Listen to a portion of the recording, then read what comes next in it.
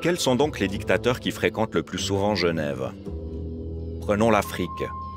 Sur les 55 pays du continent, 27 sont désignés comme des dictatures. Parmi les autocrates qui les dirigent, l'un sort du lot. Paul Biya, le président du Cameroun. À 86 ans, il règne sur son pays depuis 1982. Réélu 6 fois avec des scores soviétiques, il pourrait briguer un 7e mandat cette année. Paul Biya aime les rives du Léman. Il y vient chaque année depuis près de 40 ans. Son épouse Chantal l'accompagne pour son shopping et pour faire soigner son impressionnante coiffure. Vous n'avez pas trop froid? Non. Non, ça va? Ça va.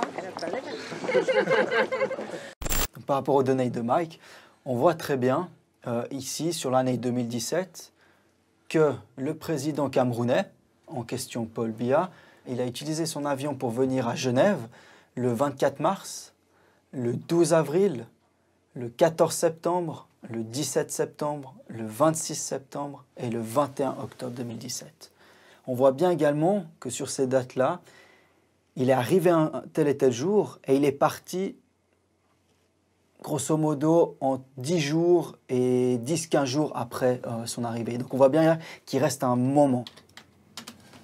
Pour la première fois, il devient possible de répertorier précisément ses allées et venues, et donc aussi d'en estimer le coût. Le président camerounais n'a pas un avion propre à lui et il est obligé de passer par d'autres compagnies en question, de compagnies d'affaires, pour utiliser l'avion à titre personnel pour ses voyages privés.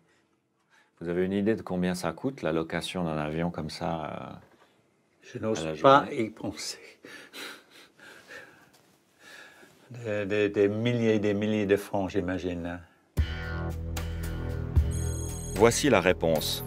Le coût d'un vol Yaoundé-Genève aller et retour en avion de location pour une 60aine de personnes se monte à 800 000 francs. À cela s'ajoute la location et les frais d'entretien de l'avion durant le séjour, soit environ 150 000 francs par jour. Frais hôteliers, comptez environ 40 000 francs par jour. En 35 ans au pouvoir, Paul Biya a passé plus de 4 ans et demi en séjour privé à l'étranger, l'immense majorité à Genève. Selon nos estimations, ces voyages auraient coûté plus de 100 millions de francs. Le Cameroun sombre chaque jour un peu plus dans la pauvreté et l'instabilité politique. Mais le couple présidentiel, lui, n'a pas changé ses habitudes.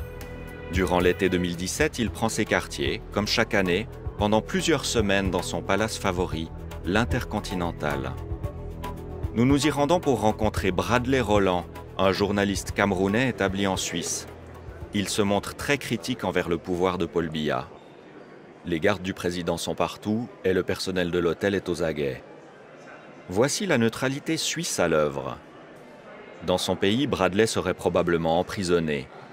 Dans le lobby de l'Intercontinental, il peut dénoncer l'attitude de son président à quelques mètres de ses gardes du corps.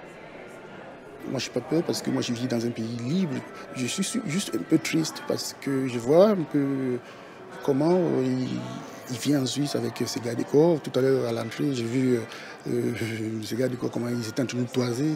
C'est juste impressionnant. Il s'est dit que même en Suisse, ils sont là, avec cette arrogance qui les caractérise.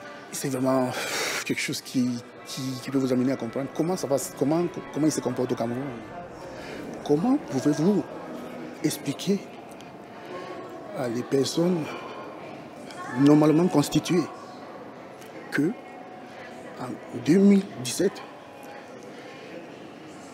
existe un État où le président vit dans un autre pays, dans un luxueux palace où il dépense des millions de francs suisses, des millions d'euros par jour, alors que la population vit avec moins d'1 euro par jour dans son pays.